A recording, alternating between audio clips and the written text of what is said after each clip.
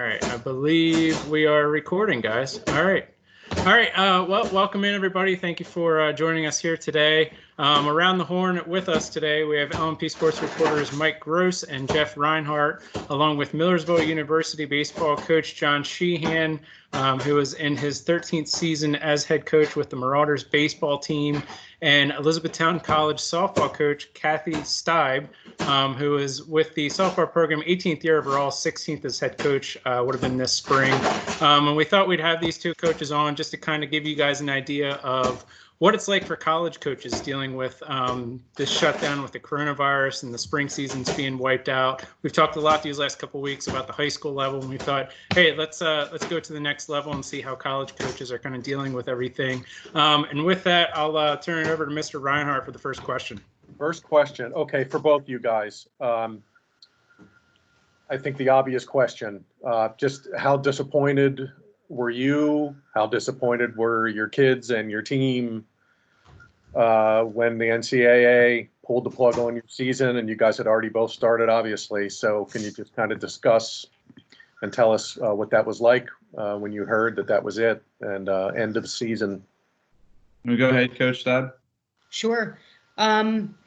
Well, we had just returned from our spring break trip, which we had gotten off to a 500 start, which was pretty good because we have a very young group, and we're looking to see what was going to, what could come from that. And we were really excited to get into, the meat of our season, coming back from spring break. And, immediately upon returning, all the coronavirus stuff really came to a head, and had some discussions with our athletic director, and we talked about how it was in Florida, and it was like, what's all this about? We were really sort of on the out of the conversation because we were playing games. And then as the week went on, that week following our spring break, and we went the first week of March, it really became apparent that this was a real deal. That there was something really big going on here, and this wasn't just your common cold, and it wasn't going to pass by. And then when the college made the decision to complete our on-campus or stop on-campus teaching and school and send the kids home on the 13th of March with the hopes of coming back in 2 weeks, I'll never forget that day, I think, for the rest of my life, when I had to call the team together that Thursday of that week and have the discussion with them in our field house up at the Bowers Center and tell them the news. I mean, I think I'm going to get a little emotional here because it's really hitting me talking about this for the first time to anybody outside of our team. But you can't prepare yourself for something like that, and they've worked so hard for 5 and 6 weeks to really, now finally get the chance to compete. You work hard, you want to compete, and to have that taken away. But explaining it to them and making them helping them understand that this is a big thing. It's bigger than sport, that we need to do the right things. And hopefully we'll be able to get back to it at that point. We thought we'd be able to get back to it. You just try to be that positive influence and reassuring voice to them to help them understand. But it's not easy. There were a lot of very somber faces, and just looking at them, it was hard. It was really hard. So I'm sure that Coach Shehan had the similar experience. It was similar. We got an extra day of practice in. It's actually been 6 weeks today. It's 42 days today. So we practiced on Thursday. We were supposed to open up with conference on Friday, and I threw the last pitch in batting practice. We had an idea of things. We were hanging by a thread, and we loosened things up at practice a lot, kind of like we do the last day of practice going into regional or postseason. We let the pitchers hit, coaches hit a little bit, play a little home run derby. And I literally threw the last pitch of batting practice. One of our student assistants looked at his phone, checked Twitter, and the NCAA announced it on social media that they were canceling championships and across the board. So that's how we found out. They didn't give us a chance to prepare. They didn't, we didn't find out via email, maybe give us a half an hour to talk to the teams. We were on the field, and I turned to look at the rest of the guys on the field, and everybody was sitting on the ground. There were tears. It probably took 30 minutes before we got everybody in the dugout. And I needed 30 minutes to gather my thoughts and figure out what to say. But I think the message is very similar with Coach Staib. I mean, it's kind of how life is. I mean, you're not going to finish the season where you want to finish it. A lot of things in life aren't going to go the way you expect them to or want them to. It doesn't change the process. It doesn't change what you work for. They built phenomenal relationships. So in a lot of ways, they accomplished what they set out to, whether they realize it now or not. They're going to be one of the most tight-knit groups we've ever had. And they're always going to be remembered as the coronavirus team. I mean, there's only going to be, hopefully, one coronavirus team. And it'll be a memorable group from that aspect. Mike, jump in. Yeah, for both of you guys, most of the NCAA making this edict that athletes are going to, spring sport athletes are going to have another year of eligibility. It's a much different. Most of the media discussion about that is about Division I and full scholarship athletes. How does that impact you guys? Is a little different situation. Mm-hmm. How does it impact you, and how does it impact managing your roster? Do you have any sense of guys that are going to be athletes that are going to be back next year that you maybe weren't thinking were going to be? I mean, where do you stand with all that? Either of you, Coach, go ahead. Well, you're right, Mike. It's different for us at Division III than it is for the Division II and Division I teams in some ways, and that we don't have to deal with scholarships and how we're going to duel out that scholarship money and the offerings that we might have put out there to people coming in the next year versus who might be coming back, and how do we handle all that. Ours is more of, do we have the master's programs that they can come in and start their master's program, or do we have an MBA that they can come in and continue to work toward an MBA if they're finishing their years now. And we were fortunate too a little bit that we only had one senior, and right now that's a blessing for us in a way, because it's only one, as opposed to some of my colleagues and friends out there coaching that have many more than that. But right now it's trying to have conversations with each of them individually, whether you're a freshman through a senior, how do you want to have your year back? How do we stretch your undergraduate education so that you can do your 5 years? What's that going to mean financially for you? Because for us at our level, we don't have scholarships we can give them. So it means them paying more for another year of school, or working on an MBA. Is that a possibility for you? Or we have a couple, we're fortunate, 3 of our juniors are occupational therapy majors, so they will have a 5th year. So they have that opportunity to play, but others don't have that. So it's tough, but then too, knowing that they could go on and work on their master's at another institution and transfer there. Well, not transfer there, because they would apply there and go on and do their master's and play a 5th year there, maybe somewhere else that they could go on and do it somewhere. So, yeah. Sure. John, do you have anybody that's on full scholarship? No, not even close. I didn't think so. Yeah. That's funny. Of all the state schools in the PSAC, and I can't speak for Mercyhurst or Seton Hill or the private schools that are in our league now, but of all the schools in the PSAC, we actually have the most equivalencies in baseball now, which is great, but it's only 3, and we're allowed up to 9. So we have 3 full rides for a roster of 36. We don't have anybody even close to having a full scholarship. But I really look at it. I mean, you look at the seniors. We had 11 seniors, so the complete opposite of Coach Staib. We have maybe 4 or 5 coming back. 2 or 3 are hoping to get drafted. So that's, I have 5 bullet points written down on how this affects the seniors. 1, is the draft going to happen? How many rounds? Is it 5, 10? How does that affect free agency? There's now, $20,000 cap for a free agent. So does that help or hurt our Division II guys? I would think that would actually help them, but then you're looking at Major League Baseball maybe shrinking the minor league system in itself. So are they going to use this to shrink the minor league system? And overall, that's definitely going to hurt PSAC players in terms of getting drafted and signing in the future. So the other bullet point, so eligibility is only part of it. I mean, you can give everybody a year, but again, like Coach Staib said, how do you figure out the academic portion of it? all 5 of those kids I mentioned are in different situations. One was going to graduate. One had 1 course to take. One had 2 more courses to take. One has an internship to take.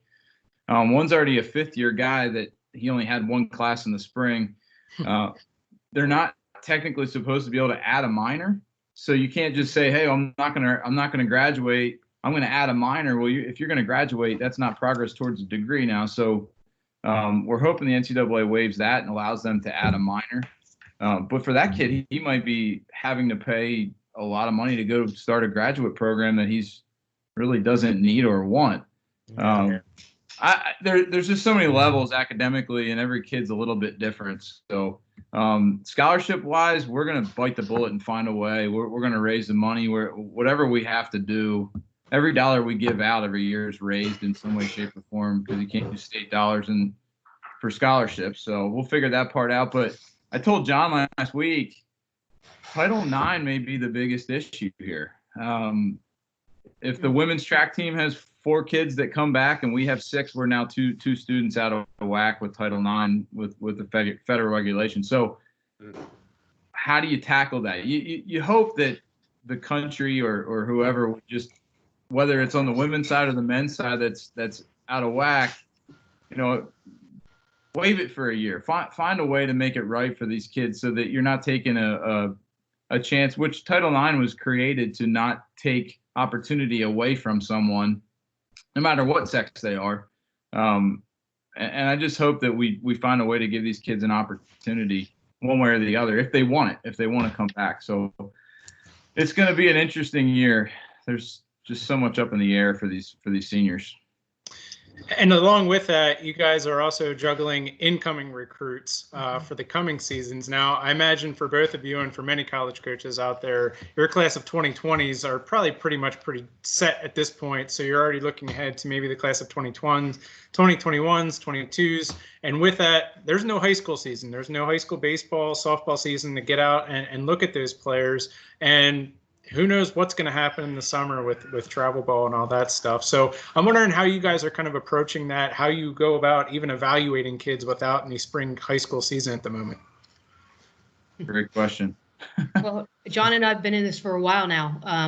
And it used to be the day where you had this big stack of DVDs sitting in your office, or they'd send you a video link or something like that. So I have a feeling that if we don't get back to playing on the field here anytime soon this summer or fall, I know the travel ball coaches and the high school coaches and all these athletes are going to be smart about finding other creative ways to get themselves in front of us.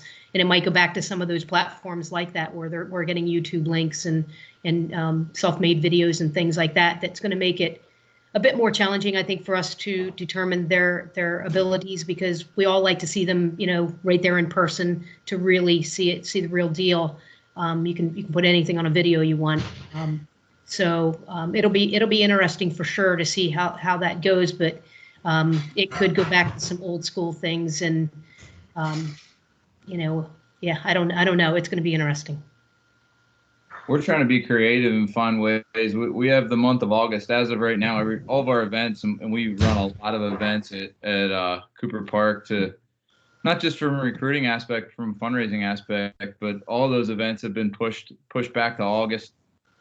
We're trying to find a way to fit everything into a month, but it's certainly challenging. Our classes, and I think I mentioned this last week to John as well, the underclassmen that have told us, and we tried to get a poll right away because we knew it was going to affect recruiting drastically. And the poll came back that we have 10 or 12 guys that are probably going to use an extra year eligibility.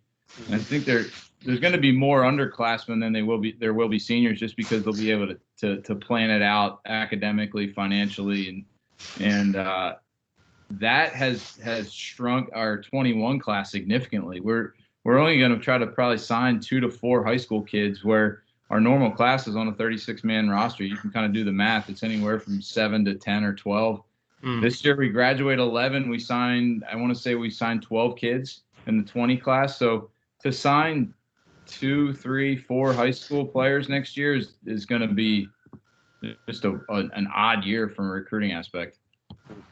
Hey, for both of you guys, How important are the LL kids? I know you like to keep people close to home and, with your backyard. Can you speak to the LL softball and baseball? How good are those teams and programs around here? And how important is it for both you guys to make sure you keep tabs on the local talent? Oh, it's just as important as any other kid that we're recruiting, if not more, because they probably know us a little bit better than the kids that are from afar, because we're in their backyard too. But you always like to have those homegrown kids, and we're going to miss the opportunity to get out and see the LL tournaments and some of the LL games, and even Mid-Penn or and any of the others that are close by. But yeah, it's going to hurt, but. Hopefully they're going to provide us with some means to get some looks at them in other ways. And like Coach said, I think August is going to be a very big month for us recruiting wise. If we can get back out there, there's going to be so many events going on. I don't know how we're going to cover them all, but we're not going to be able to spread ourselves thin enough to get to see them all. So we're going to have to really pick and choose where we go to see kids play. But we're going to be busy in August, I think. I think when we look back through the years that some of our best players have been local. And one of the reasons for that is because we've been able to evaluate them more so than other kids. I mean, it's easy to go out to Peckaway Valley and see both Stoltzfus boys play a dozen games in the spring because you see Mitch and Dan where other guys may not venture out to Peckaway Valley to watch a game. Honestly, through the years, historically, they haven't been very good in baseball. We don't miss those kids being in our backyard. So I think it's been a huge advantage to have a league as good as the LL League in our backyard, and we can kind of find some of those diamonds in the rough and help them develop. And now the reputation of the program's gotten to the point where kids aren't afraid to stay home and play, and that's been great. We've signed a bunch of kids, from right around the corner that are willing to quote unquote stay home and not have to go out and look for bigger and better. And that wasn't always the case. So I'm hoping we can just use the relationships that we have with the quality coaches in the area to make sure that we're not missing guys, and probably rely a little bit more on those relationships than we're always talking to those guys, but we're going to have to rely on them more so now than ever before. Mike, any last question from you? Yeah, I got one. Well, first of all, probably there's no time in the last 50 years when you couldn't go in your own backyard and find a Stoltzfus playing ball somewhere, right? But that's not my question. It seems to me that in most sports, athletes are just trying to stay in shape, get a lift in, condition. But you guys are in a highly skilled sport. The hitting, the pitching and hitting aspect. How are you guys staying sharp in addition to staying physically in shape, if they can? Yeah. Tough question. Yeah. Well, for us, when our ladies left campus, every one of them has a bat. They either have their own, and if they didn't have their own personal bat, they have a team bat that they took with them to use, just in case we didn't come back and it looks like we're not coming back. So they can do that on their own at home when they can get out to facilities, or if they have something rigged up at their house. So they can do that. Of course, our pitchers can get to their pitching coaches, and dads can catch them like they always do, and things like that to stay sharp. So I think that they'll still do what they do normally out of the season. They just won't have the facilities to go to until they start opening back up, and they'll get back out there. And maybe, Mike, maybe it's okay for them to take a little bit of a break right now. We're not going to be playing again until next spring, at the earliest, except for fall ball. But this could be a nice break for some of them that might be rehabbing or coming back from some injury or some tweaks, and so they'll have plenty of time to get back at it. But they're still doing their conditioning.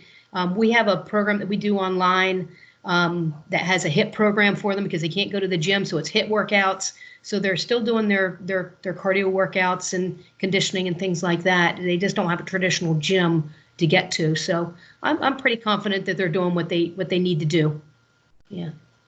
I've seen some guys that have been they've built their own plyo care walls. I'm not sure if you guys are familiar with throwing plyo balls against a Yeah, I am. Almost like a horse mount wall. So a couple of our guys have actually built plyo walls, put them up in their basement. I actually got a message from Tim Meza, our big leaguer, the other night, and he said his wife couldn't catch his medicine balls anymore in a stage of rehab, so he put one up in his basement as well.